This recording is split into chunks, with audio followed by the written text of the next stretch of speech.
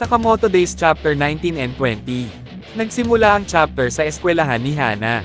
Habang pinapanood ni na Mr. at Mrs. Sakamoto si Hana sa kanyang pag-aaral, ay kinausap ni Aoi ang kanyang mister at sinabi na, kung hindi ba ito natutuwa na pinakiusapan nila sina Shin at Lu, na bantayan muna ang kanilang tindahan.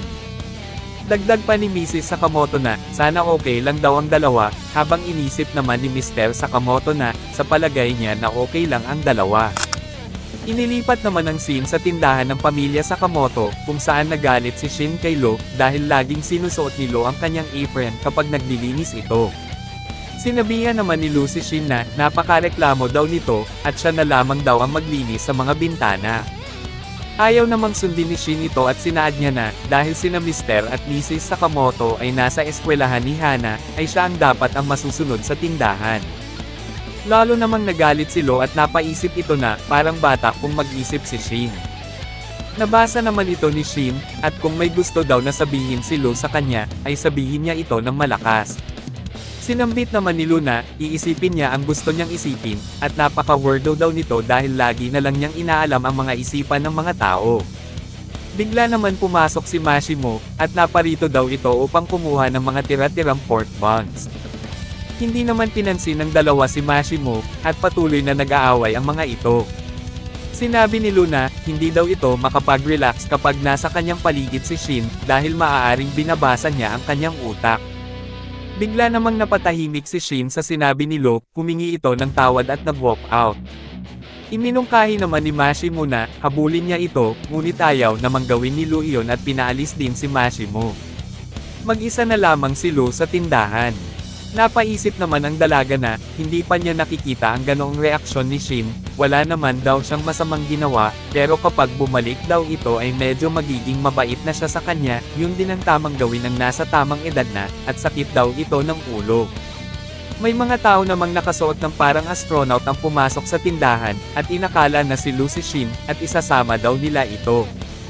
Isinakay ng mga misteryosong grupo si Lu sa isang van na nakatali ang bibig, at kamay nito.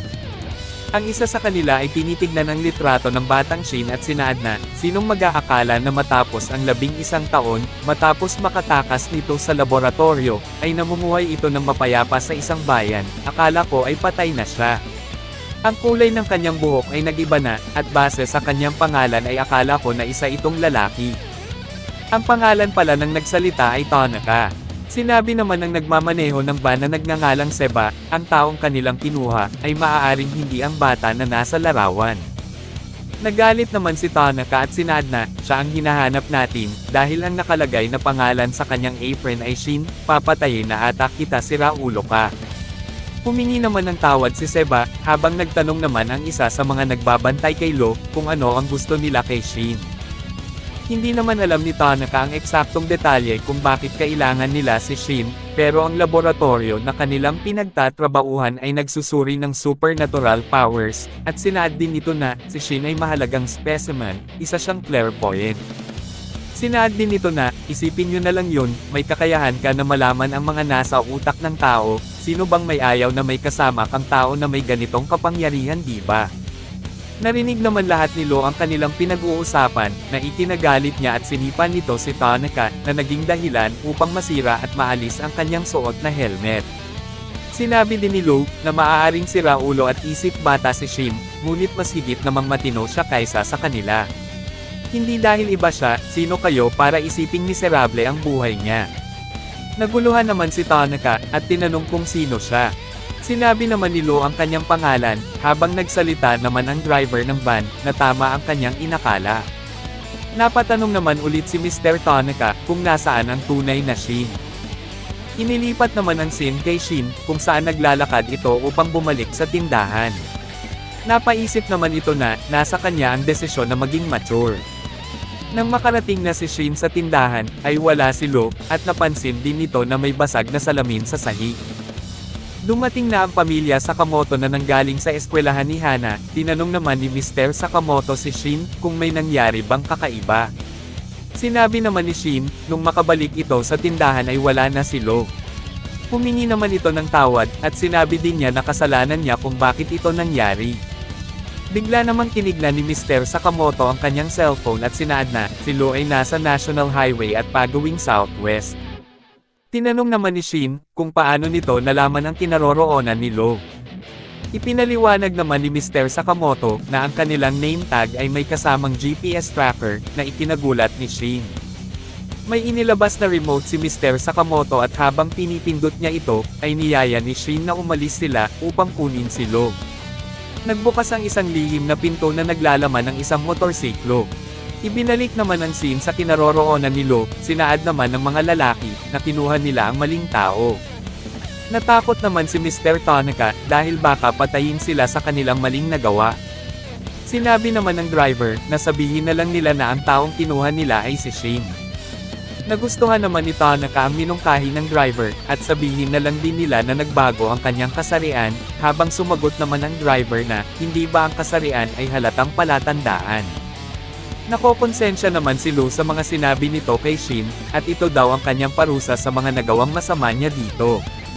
Dagdag pa nito, na maaaring galit pa si Shin sa kanya, at hindi niya sinasadya ang kanyang mga nagawa, at hihingi din ito ng tawad sa kanya. Bigla namang nagpakita ang ating dalawang bida sa likuran ng van, habang nakasakay ang mga ito sa motorsiklo. Napaluha naman si Lo nung nakita niya ang dalawa, at tinawag niya ang ating mga bida. Narinig naman ito ng mga lalaki, at napatanong kung Shin ba ang sinabi nito. Sinabi naman ni Mr. Sakamoto, na naparito ito upang kunin niya ang kanyang employee na si Lo. Tinawag muli ni Lo ang dalawa, habang sinabi naman ng lalaki, na kung yun ba ang tunay na Shin. Tinignan niya ang larawan ng batang Shin upang ikumpara ito, at napagtanto na ito nga ang kanilang hinahanap. Napagdesisyonan nila na kunin nila ang tunay na Shin, at hindi na din sila papatayin kapag nakabalik na sila sa laboratorio. Nabasa naman ni Shin ang mga nilalaman ng utak ng mga lalaki, at napag-alaman na galing ang mga ito sa laboratorio. Bumaba ang tatlong lalaki, habang nakasakay sila sa motorsiklo at may dala-dala silang pamalo na may kuryente. Nilapitan ng isang lalaki ang ating mga bida, ngunit mabilis namang kumilos si Mr. Sakamoto, at sinipa ito. Matagumpay na napabagsak ni Mr. Sakamoto ang isa sa mga lalaki, habang si Shin naman ay sumakay sa isang truck, at nagpaalam sa driver na kung pwede itong kumuha ng kahoy. Pinahintulutan naman ng driver si Shin, at ibinaton niya ang kahoy sa gulong ng isa sa mga motorsiklo ng kalaban, na naging dahilan ng pag-ikot nito sa ere at nag-crash. Hinarap naman ni Mr. Sakamoto ang natitirang kalaban, at pinatalon ang kanyang motor upang ibunggo ang gulong nito sa mukha ng kanilang kalaban. Namangha naman sina Seba at Tanaka, dahil mabilis lang nilang pinabagsak ang kanilang mga kasamahan, habang sinabihan naman ni Lo na tumigil na ang mga ito, dahil kapag mas ginalit nila si Mr. Sakamoto, ay maaaring mas matindi pa ang mangyayari sa kanila. Nagalit naman si Tanaka at sinakal si Lo. Sinabi din nito na mas nakakatakot ang mga tao na nasa kanilang laboratorio, lalo na kapag bumalik sila na walang napala. Dagdag pa nito na matakot din si Lo sa kanila, dahil hindi nila alam ang maaaring mangyari sa kanya kapag dinala na nila siya sa laboratorio. Nagtungo naman si Shin sa itaas ng van, at tinanong si Lo, kung okay lang ba ito. Alam naman ni Tanaka na ang isa sa kanilang kalaban, ay nasa taas na ng kanilang sasakyan, at mabilis na inutusan si Seba na harapin ito. Nainis naman si Seba, dahil nakikinig daw ito ng radyo, pero sinunod naman niya ang utos, at nagtungo sa itaas ng sasakyan at inalis nito ang kanyang suot na helmet. Sinabi ni Seba, na dapat bigyan siya ng bonus para sa kanyang gagawin, habang sinabi naman ni Shin na, hindi niya pagbibigyan si Seba. Si Tanaka na ang nagmamaneho ng sasakyan, habang si Seba naman ay sinara ang zipper ng kanyang panloob na kasuotan. Biglang naging invincible ito, na ikinagulat ni Shin at ni Mr. Sakamoto. Inatake ni Seba si Shin gamit ang kanyang kaliwang kamay, at tumilapon ito ng malakas sa kabilang sasakyan. Matapos niyang mapatamba si Shin, ay nagtungo naman ito sa kinaroroonan ni Mr. Sakamoto upang suntukin ito, napigilan naman ito ng ating bida gamit ang kanyang kaliwang kamay. Nagawang hawakan ng mahigpit ni Mr. Sakamoto ang kalaban, na ikinabahala naman ni Seba dahil hindi niya magawang makawala. Bigla namang binutasan ni Seba ang tangke ng motor na sinasakyan ng ating bida, na naging dahilan upang makawala ito. Sumabog ang motorsiklo ni Mr. Sakamoto, na ikinangamba naman ni Shin. Matagumpay na nakabalik si Seba sa kanilang sasakyan, at napagtanto na ang kanyang kalaban, ay ang legendary hitman na si Taro Sakamoto. Tinanong naman ni Tanaka, kung nakuha niya si Shin, ngunit nakalimutan daw niyang gawin ito, saad ni Seba. Dahil hindi sila nagtagumpay na kunin ang tunay na Shin, napagdesisyonan na lang nila, na ang dating plano na lang nila ang kanilang gagawin, kung saan sasabihin nila na si Luke, ang Shin na kanilang hinahanap. Naiinis naman si Shin dahil nasira ang kanilang motor, habang nag-isip naman si Mr. Sakamoto, na ang GPS ni Lo ay tumigil sa Oko tabi, at tinanong din ng ating bida, kung sino ang mga lalaki. Sinabi naman ni Shin, na sila ay galing sa laboratory. Isang underground scientific research facility na kilala bilang, The Lab. Ito ay hindi organisado ng gobyerno, at dito din ako lumaki. Matagal ng panahon nung namuhay ako doon. Sila ay mga grupo ng mga weirdo, ngunit hindi naman sila kabayolente tulad nila, at hindi rin sila gumagamit ng ganoong armas. Inisip naman ni Mr. Sakamoto, na gayon pa man, kailangan nating makuha si Lu sa kanila, habang tinanong naman ni Mr. Sakamoto na bibisitahin ba nila ang dating tirahan ni Shin. Sumang-ayon naman si Shin kay Mr. Sakamoto, habang inilipat naman ang scene sa tindahan ng pamilya Sakamoto. Tinanong ni Mashimo kung nandito si Shin o si Mr. Sakamoto, dahil nakakita ito ng 500 yen, at bibili ito ng makakain. Sinabi naman ni Hana, na wala silang lahat dito. Napaiyak naman si Hana, dahil gusto sana niyang sabihin kina Lo, Shin at sa kanyang ama, na malapit na ang kanilang Parents' Day sa kanilang eskwelahan. Sinubukan naman patahanan ni Mashimo si Hana, at inalok ito ng mani at candy. Sinabi din nito na hahanapin niya ang tatlo gamit si Pisoke, dahil nakikita niya ang lahat ng lugar kapag nasa himpapawid ito. Tumahan naman si Hana, habang inutusan na ni Mashimo si Pisoke na hanapin ang tatlo. Ibinalik naman ang scene kina Shin at Mr. Sakamoto, kung saan nakadating na sila sa Oko tabi. Ang Oko tabi pala ay isang science museum, sinaad ni Shin na ang museum, ay isa lamang sa paraan nila, upang itago ang laboratorio na nasa basement nito.